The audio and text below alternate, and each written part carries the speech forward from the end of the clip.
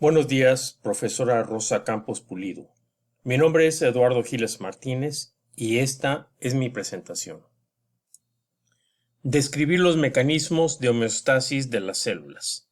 En cada célula de los organismos vivos y por consiguiente de nuestro propio organismo se lleva a cabo el metabolismo, que es el desarrollo constante de reacciones bioquímicas catabólicas y anabólicas en donde las enzimas catalizan los sustratos para desagregar o sintetizar biomoléculas de la misma célula, y en dicho proceso se produce o absorbe energía adenosín trifosfato conocida como ATP.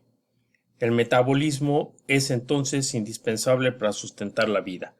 En ese contexto, la homeostasis es la capacidad de los seres vivos de mantener un equilibrio físico, químico y biológico interno en su estructura a través de mecanismos como la temperatura entre 36 y 37 centígrados promedio en los seres humanos y la extracción de sustancias tóxicas por medio de los órganos secretores o excretores. Por extensión, la homeostasis de las células es la capacidad para conservar el equilibrio químico óptimo para la vida, que incluye una estabilización del pH, un balance de fluidos intracelulares y extracelulares, niveles adecuados de azúcar y de sustancias como los iones de sodio, potasio y calcio. Describir y diferenciar los mecanismos de transporte de solutos y proteínas. Corresponde al sistema endomembranoso celular esa delicada tarea de la homeostasis de la célula. El sistema endomembranoso celular consiste en 4 partes: envoltura nuclear, retículos endoplasmáticos rugoso y liso, el aparato de Golgi y diferentes tipos de vesículas transportadoras. En esta serie de ilustraciones se representa la envoltura nuclear y adyacentes están el retículo endoplasmático rugoso, el retículo endoplasmático liso y en la tercera imagen las vesículas con proteínas o lípidos que pasan al complejo de Golgi. Ahí son modificadas, reempaquetadas y las vesículas con todo y su contenido son enviadas a otras partes de la célula. Retículo endoplasmático rugoso. El retículo endoplasmático rugoso está formado de sacos y túbulos superpuestos y se encuentra unido a la envoltura o membrana nuclear. Las paredes internas del retículo endoplasmático rugoso se llaman lumen y las paredes externas de este orgánulo que dan hacia el citoplasma están cubiertas de ribosomas.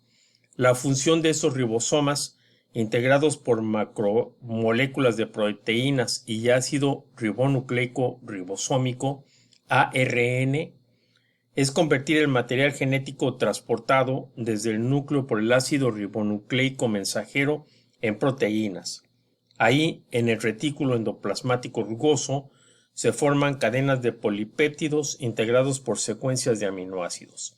El retículo endoplasmático rugoso también produce enzimas y estas a su vez añaden cadenas de carbohidratos en forma de azúcar a algunas proteínas formando las glicoproteínas, proceso que se conoce como glicosilación.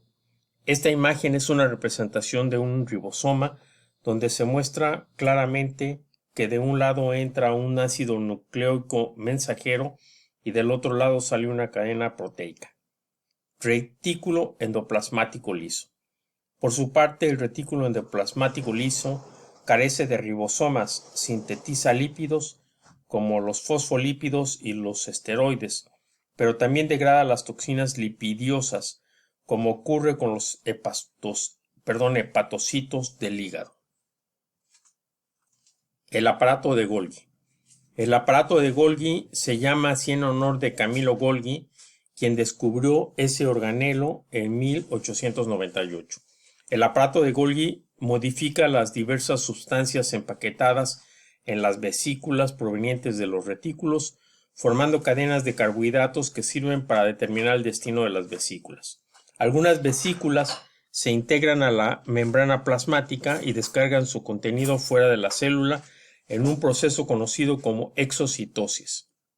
En el aparato de Golgi se forman asimismo los lisosomas, que son unas vesículas complejas con enzimas hidrolíticas especializadas en la desintegración o digestión de biomoléculas, solutos y bacterias.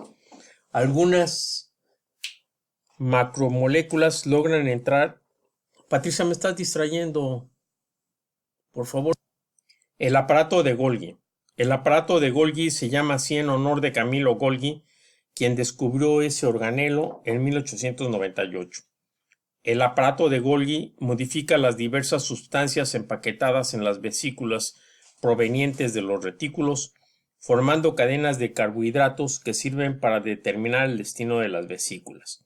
Algunas vesículas se integran a la membrana plasmática y descargan su contenido fuera de la célula en un proceso conocido como exocitosis.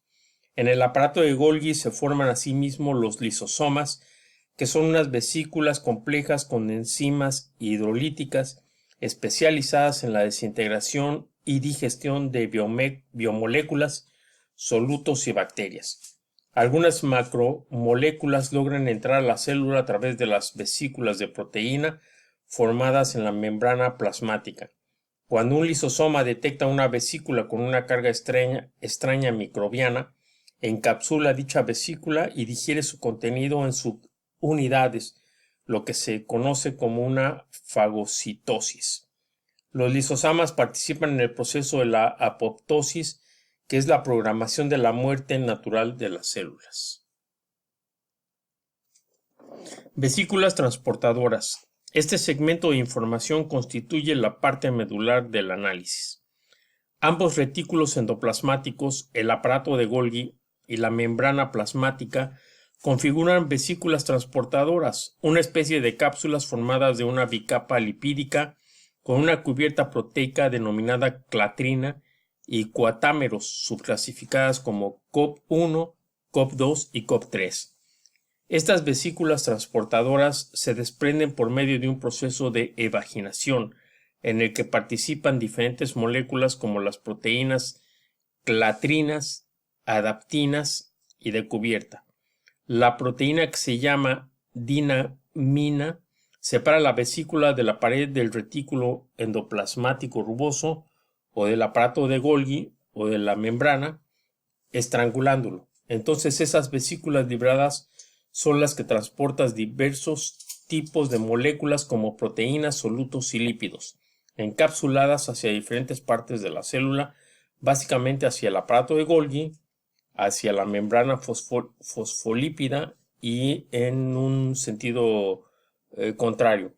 Así las proteínas RAP y SNAR que rodean a la vesícula transportadora se ensamblan con receptores RAP y SNAR de la pared de la membrana. Aquí presento un esquema muy breve de clasificación de transporte de solutos y proteínas que ahorita voy a desarrollar. Transporte de solutos y proteínas. Transporte pasivo, en el que no se requiere de energía ATP. Difusión simple es un movimiento a favor de un gradiente hasta alcanzar un equilibrio de difusión, que es el paso de sustancias de un área de alta concentración a un área de baja concentración hasta alcanzar un equilibrio de concentración de sustancias a ambos lados de la membrana plasmática. Difusión facilitada es un movimiento a favor de un gradiente, pero en este caso es el paso de sustancias a través de poros o canales transportadores que se encuentran en la membrana plasmática, y un ejemplo de sustancias que son transportadas de esta manera son la glucosa y los aminoácidos. Ósmosis, que es la difusión de las moléculas de solvente de un área de baja concentración de solutos hacia un área de alta concentración de solutos. Transporte activo, que sí requiere de energía ATP. Primario, uso directo de energía ATP con subjetivo asas. Se conoce como una bomba sodio-potasio. Secundario, uso indirecto de energía debido a la diferencia de potencial electroquímico. Ya hay dos tipos básicamente, sin porte y antiporte. Subtipos de transporte activo, bombas como las que mencionamos hace un momentito, En dos citosis, movilización de sustancias hacia dentro de las células, se observa para moléculas que no caben en un poro, por ejemplo cuando los glóbulos blancos internalizan las bacterias para después destruirlas. Exocitosis, un movimiento con gasto de energía ATP para movilizar sustancias al exterior de la célula, que normalmente ocurre por conducto de las vesículas transportadores, como en el caso de las hormonas y de los neurotransmisores en las neuronas. ATP. Como hemos hablado en varias ocasiones del adenosín trifosfático, es necesario un breve repaso de esta función celular. Una molécula de adenosín trifosfato consiste de tres partes: un anillo doble de carbón y átomos de nitrógeno, llamado adenina. La adenina está a su vez vinculada a una estructura de 5 átomos de carbohidratos llamada ribosa, y ese conjunto está vinculado por unión covalente a 3 grupos de fosfatos. En la figura se ve la constitución de Lewis de esas moléculas y asociaciones covalentes. Uno de esa tríada de fosfatos es el factor energético cuando se transforma el ATP en adenosina difosfato o ADP, generando 7.3 kilocalorías de energía. Como parte final, aquí se presenta la bibliografía básica. Muchas gracias por su atención, profesora Rosa Campos Pulido.